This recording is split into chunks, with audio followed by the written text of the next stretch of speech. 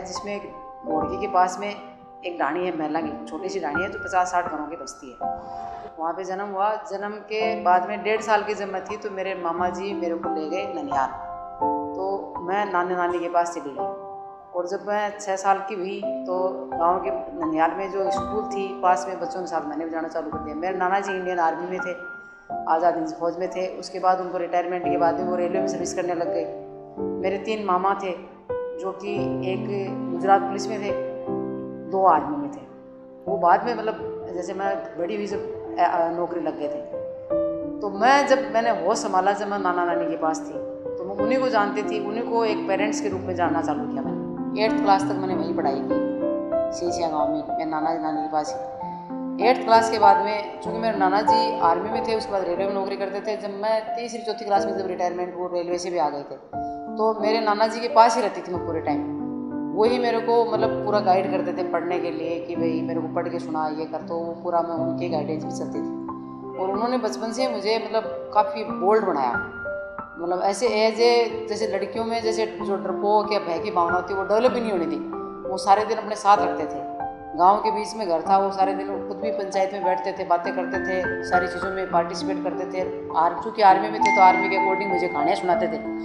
तो मेरे अंदर शुरू से ये जज्बा था कि मुझे कुछ ऐसा बनना है जो कि जिसमें कि मतलब बोल्ड हो और ऐसा काम करूँ जिससे कि समाज की मैं सेवा कर सकूँ। तो मेरे नाना जी का इंस्पिरेशन मेरे साथ में था।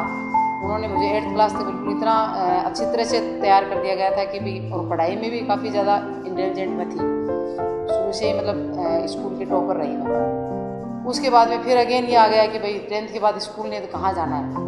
तो 11th क्लास में मैं किसी स्कूल में नहीं गई, मैंने घर से प्राइवेट दिया। तो पढ़ाई लिखाई करके अच्छी पढ़ाई, तो मेरे उसमें भी अच्छे मार्क्स आए। फिर मेरे घर वालों ने ये था कि भाई STC करवा देते हैं, उसमें लड़कियों को STC कराते थे कि टीचर बनाना है। अच्छा, मेरे को ऐसा था कि मैं कुछ ऐसा करूं जो अलग हटके हो, लाइन से हटके हो। और उस समय तक पुलिस में महिलाओं का कोई पार्टिसिपेशन नहीं था, नहीं RS को मैं खुद भी नहीं जानती थी। मतलब 11th क्लास तक तो मैं खुद भी नहीं जानती थी इस चीज़ को। मेरे को STC करने के लिए बीकानेर भेजा था, बेसिकली पढ़ने के लिए नहीं भेजा था, STC के लिए भेजा था मेरी बुआ जी की लड़की के साथ में। लेकिन मैंने वहाँ जाकर के STC का फॉर्म तो फाड़ दिया और कॉलेज में एडमिशन ले लिया मेरे खुद के विवेक से। मतलब मुझे किसी ने इस चीज़ के लिए गाइड नहीं किया, मेरे दिमाग में था कि मेरे को ग्रेजुएशन तो करने दो कम से कम। मैंने वहाँ पे बीकानेर कॉलेज में एडमिशन ले लिया, MS कॉलेज में। वहाँ से मैंने BCom किया। तो मेरे को जयपुर भेज दिया गया PTT की तैयारी के लिए, फॉर्म भरने के लिए। यहाँ आने के बाद में मैंने PTT का फॉर्म भी नहीं भरा और BEd भी नहीं किया। जब मैं ग्रेजुएशन कर लिया उसके बाद मैं डिटरमाइन कर लिया कि मुझे कुछ ऐसा बनना है अलग हटके, तो मैंने BEd नहीं किया। और मैंने यहाँ आकर यूनिवर्सिटी में उसमें RS के पेपर के बारे में जैसे पता किया, तो लोग बाग फिलोसफी का खूब प्रचलन था। 90, 91, 92 के अंदर फिलोसफी का पेपर खूब चल रहे थे। तो मैंने MA फिलोसफी में एडमिशन ले लिया सिर्फ RS के पर्पज़ से। और मैंने 94 में फर्स्ट टाइम RS प्री दिया। उसमें प्री के क्योंकि मेरा पहले कॉमर्स बैकग्राउंड था, मुझे मेरा GK भी इतना स्ट्रॉन्ग नहीं था, मैंने GK के बारे में ज़्यादा कोई नॉलेज नहीं था मुझे। तो मैंने उसमें GK की तैयारी करी, तो प्री के अंदर ही मेरा सिलेक्शन नहीं हुआ। फिर मैंने नेक्स्ट टाइम अच्छी तैयारी करके दिया तो मेरा प्री भी हो गया और मेन पे मैंने क्वालिफाई कर लिया। लेकिन इंटरव्यू में कुछ मार्क्स जो कम थे, तो क्योंकि मेरे पास कोई सिफारिश भी नहीं थी और कोई इस तरह का बैकग्राउंड भी नहीं था कि जिससे मैं कुछ कर सकूँ। लेकिन मैंने तीसरी बार बहुत ही अच्छी सी तैयारी से दिया, तो मेरे इंटरव्यू मार्क्स कम थे लेकिन रिटर्न बहुत से थे, तो मेरा सिलेक्शन RPS में एज ए RPS हो गया। और मैं RPSC का जो इंटरव्यू देने के लिए भी जयपुर से बस पकड़ के रोडवेज की बस में गई थी बैठ करके, और वहाँ जाके RPSC गेट के सामने उतरे, इंटरव्यू देके वापस आ गई थी। मेरे साथ कोई घर का मेम्बर नहीं गया था, क्योंकि मेरे ब्रदर हैं वो मेरे से छोटे हैं। फादर मेरे गुजरात पुलिस में नौकरी करते थे, और मैंने घर वालों से किसी से डिस्कस भी नहीं किया कि मेरे को RS के एग्ज़ाम दे रहे हूँ। तो मैंने मेरे खुद के बलबूते पे, खुद के विवेक से ये सारा काम किया। जो चीज़ मैं सोच के चल रही थी वो मुझे अचीव हो गई। यदि मैं RPS या RPS बने चाहे RS बने, अगर RPS नहीं बनती तो मुझे ये रहता कि मैंने जिस चीज़ के लिए संघर्ष किया मैं वो नहीं पा पाई, तो मुझे उस चीज़ का मलाल रहता। और फिर मेरे को जो मेरे पेरेंट्स या मेरे घर वाले या मेरे जो समाज जिस चीज़ के लिए मुझे मना करते थे कि भाई इतना पढ़ लिख के लड़की को क्या करना है, टीचर बन जाए सफिशिएंट, तो वो चीज़ मेरे को ज़िंदगी में सुननी पड़ती फिर। लेकिन चूँकि मैंने मेरा जो मेरी दिल की इच्छा थी वो पूर्ण हुई, तो मुझे बहुत बड़ी खुशी हुई। साल में एक बार ही घर जाती थी, बाकी पूरे टाइम मेरी, हाँ, इतना कम्युनिकेशन भी उसमें टेलीफोन मोबाइल वगैरह इस तरह कम्युनिकेशन था नहीं। और एक बार जाते थे तो बस जो भी था सुना के वापस आ जाते थे, कहते अगली बार ऐसा करेंगे। लेकिन करना यही था कि भाई अपने को अलग करना है कुछ। और जैसा कि मेरा पारिवारिक बैकग्राउंड था, जैसा मेरा ननिहाल का बैकग्राउंड था, उसके अकॉर्डिंग ये जो मुझे सूट करता था।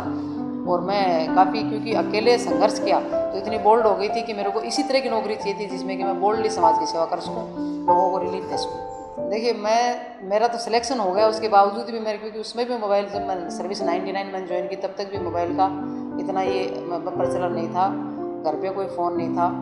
और वैसे भी मेरे घर पे तो लाइट का कनेक्शन भी मेरी नौकरी लगने के बाद मैंने करवाया। उससे पहले हमारे ढाणी में कोई लाइट का कनेक्शन नहीं था, लालटेन से हम पढ़ते थे।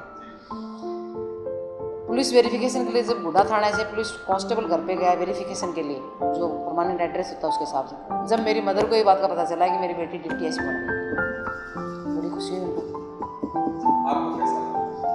मेरे को तो अच्छा लग रहा ही था।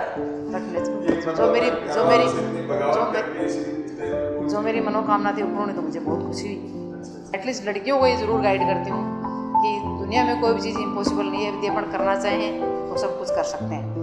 उसके लिए ज़रूरी नहीं है घर वालों का सपोर्ट हो, ज़रूरी नहीं है दूसरे लोगों का सपोर्ट हो। अपन अपने विवेक से, अपनी मेहनत से, अपनी यदि मेहनत करेंगे, लगन से करेंगे, डेडिकेशन से करेंगे, तो निश्चित रूप से हम लोग सफलता को पा सकते हैं। आपका देखो, आपके दिमाग में आपका गोल, एक लक्ष्य फिक्स होगा, उसके अकॉर्डिंग आपको लगन, पूरा दिल से मेहनत करनी पड़ेगी। मतलब ये नहीं कि भाई अपन लोगों को ये बेवकूफ़ बनाने के लिए या घर वालों को बेवकूफ़ बनाने के लिए मेहनत करें, दिखावा करें, नहीं।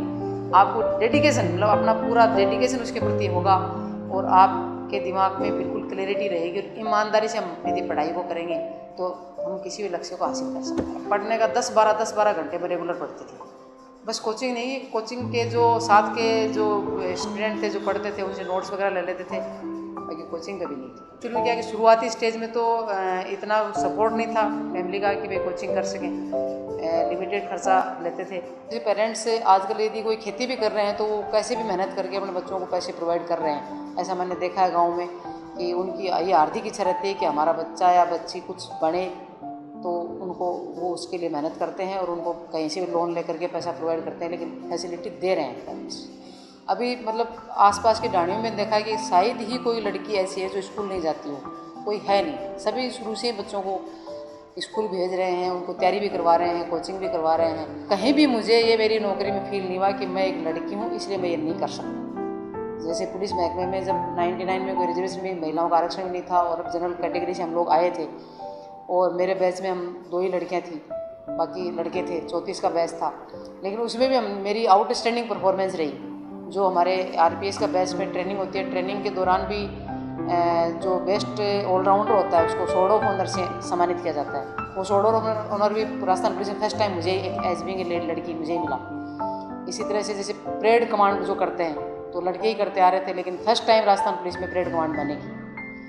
तो शुरुआत में क्योंकि इतना पीछे स्ट्रगल किया हुआ था, तो ये पुलिस की नौकरी में आने के बाद मुझे कभी भी इस तरह की चीज़ें फील नहीं आई कि मैं ये नहीं कर सकती, क्योंकि ये चीज़ें मेरे लिए बहुत आसान थी। जो मैंने पहले जो संघर्ष किया वो बड़ा टफ था। ये पुलिस की नौकरी और पुलिस में जो जिस तरह का काम है, जिस तरह का जॉब चार्ट है इसका, वो मेरे लिए बहुत आसान था और आज भी बहुत आसान है और बहुत ही लगन से और मेहनत से करती हूँ, इसलिए मुझे सेल्फ सेटिस्फेक्शन इसमें बहुत ज़्यादा है। पुलिस का जो शुरू से जो ढांचा रहा है, जो वो सामंतवादी व्यवस्था के हिसाब से रहा है, तो लोग बाग थाने में जाने से डरते थे, लेकिन आज वो स्थिति नहीं है। पुलिस की जो भाषा है उसको लेकर के टीका टिप्पणी होती थी, लेकिन आज वो स्थिति नहीं है, क्योंकि पुलिस में सभी पढ़े लिखे लोग आने लग गए। नीचे सिपाही से लेकर के ऊपर तक सारे लोग अच्छी एजुकेशन वाले होते हैं और अच्छा व्यवहार की ट्रेनिंग हमारे डिपार्टमेंट द्वारा लगातार दी जाती है। लगातार इस बात पे फोकस पूरे विभाग का और सरकार कर रहा है कि पुलिस में इन चीज़ों की जो पहले से चली आ रही परंपराएं उनको तोड़ करके और इसमें नयापन लाया जाए और लोगों के साथ अच्छा व्यवहार करे पुलिस और अच्छा उसको सुनवाई करे, रिलीफ दे। तो इसमें काफ़ी कुछ सुधार हो चुका है पुलिस में।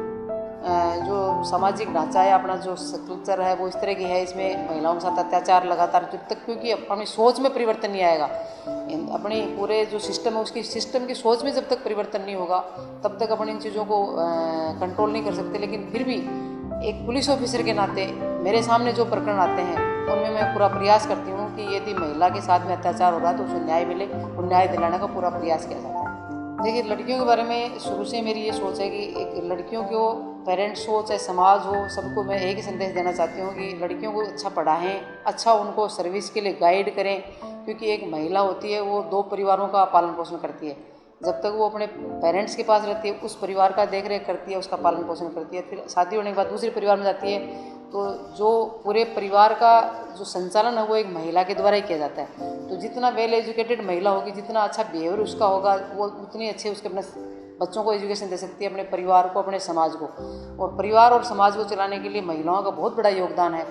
और महिलाओं के योगदान को यदि अपन समझते हैं तो उसमें हमें पढ़ाई और उसकी नौकरी को महत्व देना चाहिए और उसको प्राथमिकता देनी चाहिए।